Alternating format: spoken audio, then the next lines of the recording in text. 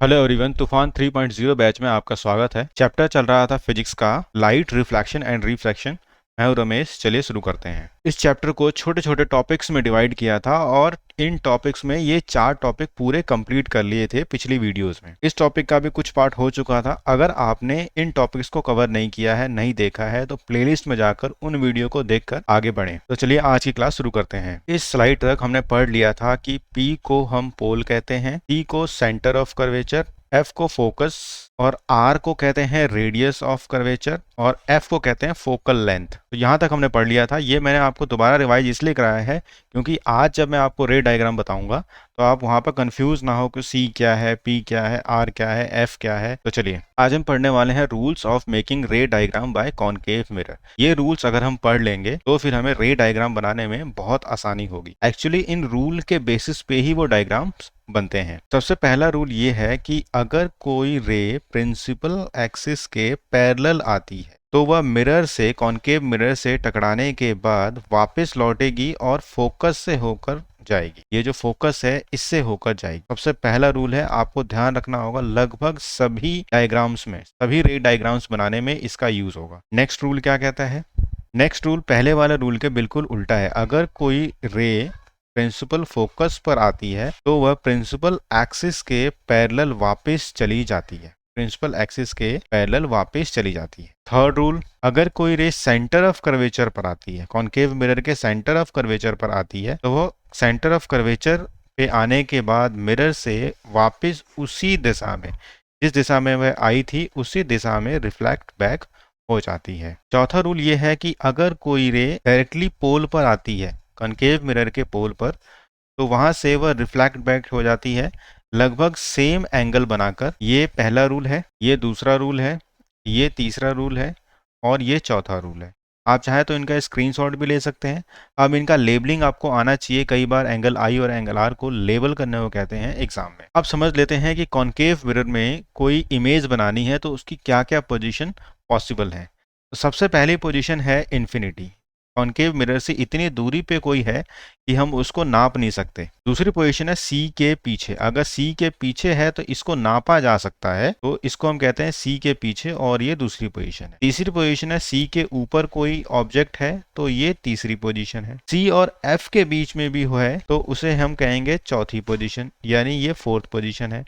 पांचवी पोजीशन है फोकस के ऊपर और छठी पोजीशन है फोकस और पी के बीच में। अब ये 6 पोजीशन हो रही हैं। पहली पोजीशन है आपका इन्फिनिटी, दूसरी है सी के पीछे बियॉन्ड सी, तीसरी है सी, चौथा है सी और एफ के बीच में। सी और एफ के बीच में का मतलब है हो सकता है वह सी के पास बने या फिर एफ के पास बने, लेकिन होगा वह सी और एफ के बीच में ही कहीं पर। पांचवी पोजीशन है फोकस के ऊपर, छठी पोजीशन है फोकस और पोल के बीच में। एक एग्जाम में पूछा गया था कि मिरर के कितना नजदीक कोई व्यक्ति हो सकता है, तो उसका आंसर 0 था, क्योंकि वो पोल के बिल्कुल इधर भी हो सकता है, लेकिन वो काउंट फोकस और पोल के बीच में ही होगा। तो ये 6 पोजीशंस आपको याद रहेंगी। आपको अगर कोई लगता है कि इस 6 से ज़्यादा भी पोजीशंस हो सकती हैं तो आप मुझे कमेंट करके बताइए। चलिए, ये पहली पोजीशन है जिसमें ऑब्जेक्ट जो है इन्फिनिटी पे है, बहुत दूर है, तो इसकी इमेज कैसे बनेगी? ऑब्जेक्ट इन्फिनिटी पे है, बहुत दूर है, तो जो रे आएंगी वो पैरेलल रे आएंगी। और आपको पता ही है फर्स्ट रूल में कि पैरेलल रे जब आती हैं तो वह फोकस से वापस चली जाती हैं। क्योंकि इन्फिनिटी पे ऑब्जेक्ट है तो वहाँ से पैरेलल रेज ही आती हैं। तो दूसरा जो रे है वो भी पहले रूल के अकॉर्डिंग ही फोकस से वापस जाएगा। अब फोकस से वापस जाएगा तो यहाँ पर ये मैच हो रहा है, यहाँ पर ये मिल रहे हैं फोकल पॉइंट पे, इस फोकल पॉइंट पे मिल रहे हैं। तो हम देखेंगे ऑब्जेक्ट कहाँ पर था, इन्फिनिटी पर, जहाँ पे ये मिल रहे हैं वो इमेज की पोजीशन है एफ। कैसा बन रहा है, रियल और इन्वर्टेड। ये अभी आने वाले क्लास में आपको मैं बताऊंगा कि रियल और इन्वर्टेड कैसे बनता है नेक्स्ट फिगर में। पॉइंट साइज बहुत छोटा बन रहा है। देखिए ऑब्जेक्ट इतना बड़ा है, पॉइंट साइज बहुत छोटा इमेज इसका बन रहा है। तो फर्स्ट पोजीशन आपने पढ़ ली। सेकंड पोजीशन मैंने आपको बताया, सी के पीछे कोई ऑब्जेक्ट खड़ा है। सी के पीछे कोई ऑब्जेक्ट खड़ा है। सी के पीछे का मतलब है कि ये हमारा सी है, तो सी के पीछे ये ऑब्जेक्ट खड़ा है जिसको हम माप सकते हैं। तो ये ऑब्जेक्ट है हमारा। मैंने कहा कि अगर कोई पैरेलल रे आती है तो फर्स्ट रूल के अकॉर्डिंग वह फोकस से होकर वापस जाती है, फोकस से होकर वापस जाती है। अगर कोई सेंटर ऑफ कर्वेचर पे रे आती है तो उसी सेंटर ऑफ कर्वेचर से वह वापस चली जाती है। सेंटर ऑफ कर्वेचर पे आती है तो वापस चली जाती है। अब जो क्रॉस हो रहा है, जो एक्चुअल में क्रॉस हो रहा है, वो हो रहा है सी और एफ के बीच में। तो इमेज की पोजीशन कहाँ होगी? सी और एफ के बीच में, जबकि ऑब्जेक्ट जो था वो सी के पीछे था। इमेज रियल और इन्वर्टेड बनेगी। रियल का मतलब है यहाँ पे अगर हम स्क्रीन लगा दें तो इस स्क्रीन के ऊपर इमेज बनेगी, इसलिए हम कहते हैं रियल। और इन्वर्टेड का मतलब उल्टा। ऑब्जेक्ट में ए ऊपर है तो इमेज में ए नीचे आ रहा है, यानी उल्टी इमेज बन रही है। डिमिनिस्ड का मतलब जो ऑब्जेक्ट है उससे इसकी छोटी इमेज बन रही है। आप खुद देखिए कि यह इमेज छोटी है या नहीं है। देखिए ये ऑब्जेक्ट है इतना बड़ा और इसकी जो इमेज बन रही है वो कितनी छोटी है, तो इसे इसलिए कह रहे हैं डिमिनिस्ड। थर्ड पोजीशन थोड़ी मुश्किल होती है बनाने में, लेकिन मैं आपको बताता हूँ कि यहाँ पर एक ही रूल लागू हो रहा है। जैसे ये पैरेलल रे आती हैं और पैरेलल रे आती हैं तो फोकस से वापस चली जाती हैं मिरर से टकराने के बाद, फोकस से वापस चली जाती हैं मिरर से टकराने के बाद। ठीक ऐसे ही अगर कोई रे फोकस से जाती है, अगर कोई रे फोकस से होकर जाती है तो मिरर से टकराने के बाद पैरेलल वापस चली जाती है। तो यह सी के ऊपर क्रॉस करती है, सी यानी सेंटर ऑफ कर्वेचर के ऊपर क्रॉस करती है, यहाँ क्रॉस कर रही है।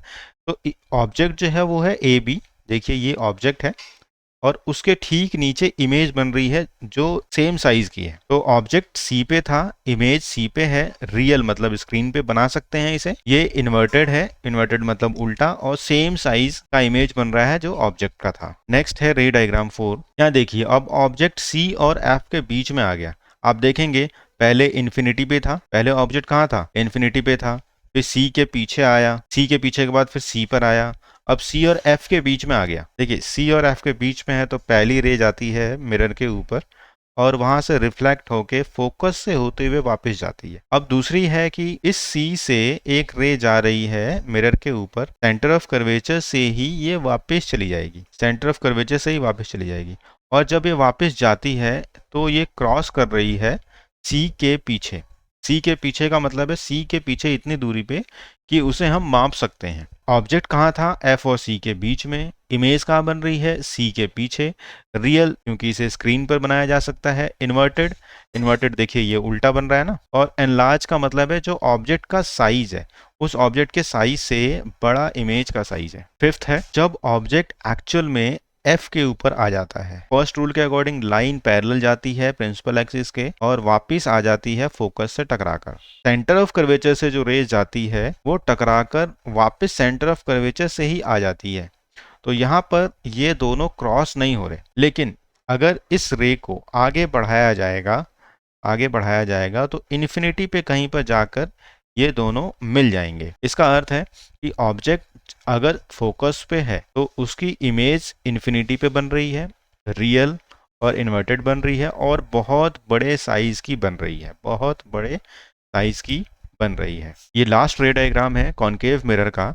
यहाँ पर ऑब्जेक्ट अब फोकस और पोल के बीच में आ गया। तो पहली रे तो सेम बनती है, प्रिंसिपल एक्सिस के पैरेलल गली, फोकस से वापस चली गई। अब दूसरी रे है सेंटर ऑफ कर्वेचर से गई, मिरर से टकराने के बाद वह सेंटर ऑफ कर्वेचर से ही वापस चली गई, लेकिन यहाँ पर कहीं क्रॉस नहीं हो रहा। आप ध्यान से देखेंगे तो मिरर के अंदर ये लाइन आपस में क्रॉस करती हुई प्रतीत हो रही हैं, अपीयर हो रही हैं। जब मिरर के अंदर क्रॉस करती हुई प्रतीत हो रही हैं तो इसका अर्थ ये है कि मिरर के अंदर इसकी इमेज बन रही है, और मिरर के अंदर इमेज बनने का मतलब होता है वर्चुअल इमेज। तो ऑब्जेक्ट पी और एफ के बीच यानी पोल और ऑफ फोकस के बीच में था। पोजिशन, इमेज कहाँ बन रही है? मिरर के अंदर, बिहाइंड द मिरर या मिरर के पीछे, मिरर के अंदर। और नेचर क्या है? वर्चुअल। इरेक्ट मतलब सीधा।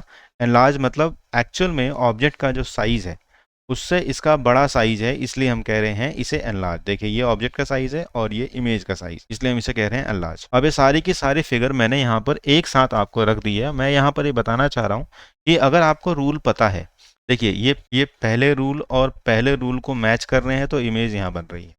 ठीक ऐसे ये पहला रूल है और ये तीसरा रूल है, तीसरा रूल की रे है, इसको मैच कर रहे हैं तो यहाँ बन रही है। यहाँ पर ये पहला रूल है रे डायग्राम बनाने का और ये जो रे आ रही है ये दूसरा रूल है। तो दो रे यहाँ पर रेडी हो रही हैं। ठीक ऐसे ही ये पहला रूल है और ये जो रे सी से गई है ये तीसरा रूल है। अब यहाँ पर अगेन ये पहला रूल है और ये तीसरा रूल है। ये चौथा रूल है जो सीधे पी पर जा रही है, ये चौथा रूल है, और यहाँ से सी से वापस आ रही है, ये तीसरा रूल है।